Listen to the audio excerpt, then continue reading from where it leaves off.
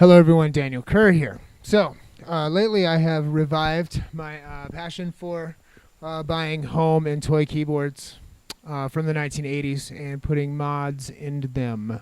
A lot of people ask me, well, why don't you just circuit bend to them? To be honest, I really don't care for circuit bending that much. I had my phase about 5-6 years in the 90s, and I really enjoyed circuit bending. And to tell you the truth, it's kind of like modular synthesizers. On theory, it's an amazing idea, but in reality, the output's not that musical. I know that some people do amazing work with modular synthesizers, of course. And also, I know that people have gotten good results with circuit bending as well. It takes I just say that the juice is not worth the squeeze. When you put that much time and effort into it and you end up with like a glitchy one-trick pony, that's not really my thing. A lot of groups, Mute Math, Radiohead, they've used circuit bent instruments in some of their compositions, but they're always like heavily affected and with a lot of other instruments and things. So anyway, yeah, circuit bending, it's cool, but that's not what I do. So this is what I got right now. One second.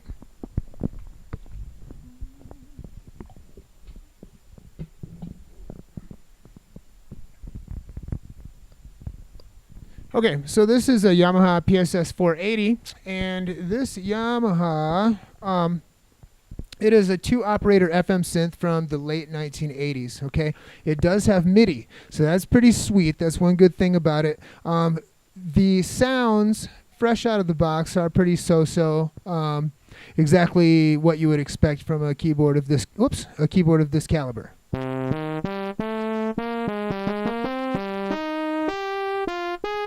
Right? You are able to add some portamento, which is cool.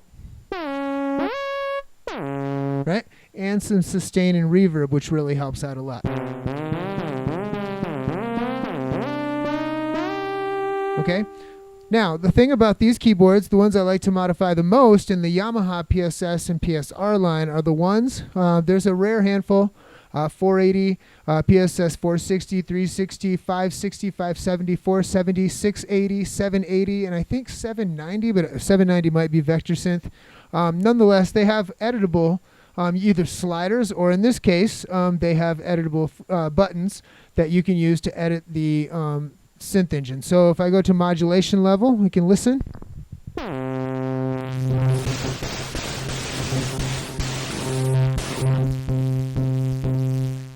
Feedback level.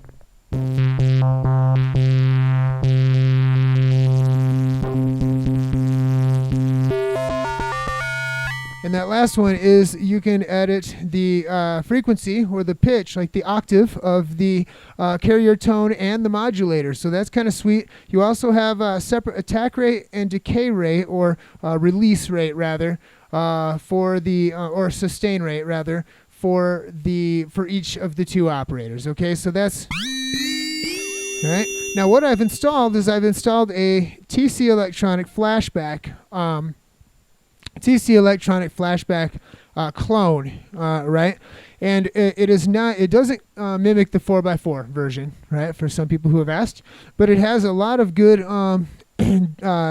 delay models on here, including a 40-second looper, which is more than what the flashback actually gives you. So we have a tape delay here, right? You can turn the time up and turn the mix all the way up, turn the feedback all the way up.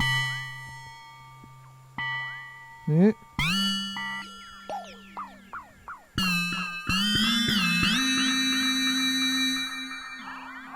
All right, that's the tape delay. Then there's a digital delay, right?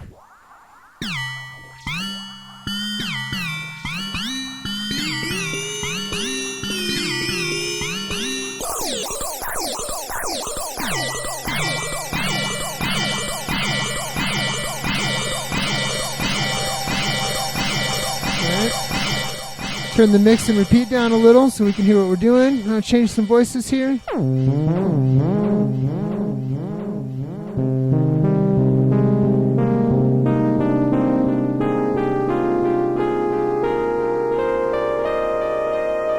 right, that's pretty sweet. And now you check out the analog style.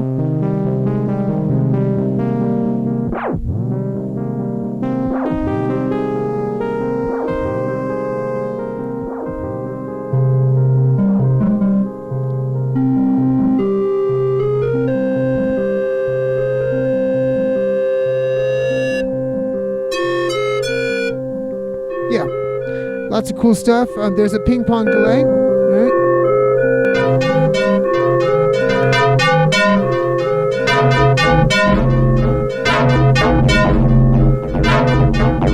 Alright, starting to feed back.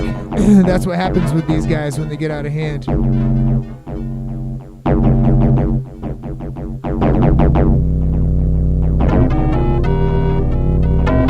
Alright, there is a pan delay. That's kind of cool.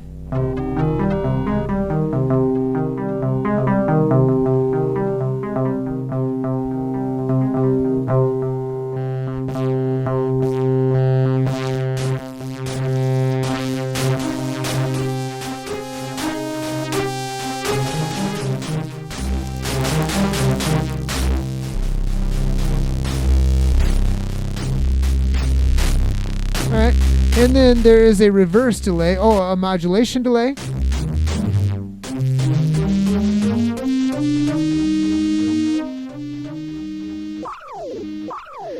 And a reverse style delay. This one's weird.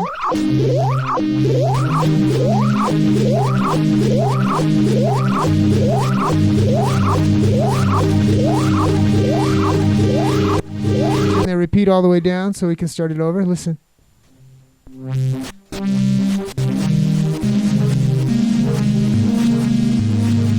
And last but not least, the looper. Listen.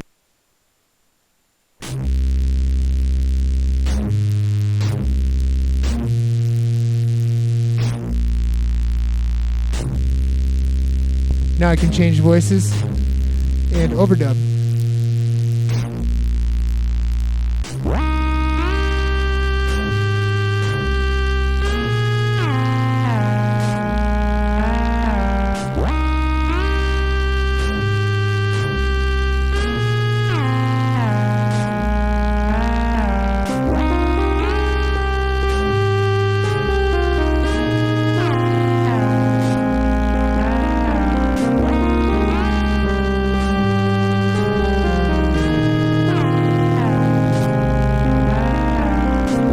So yeah, as you can see, it's a really, really awesome piece of gear, man.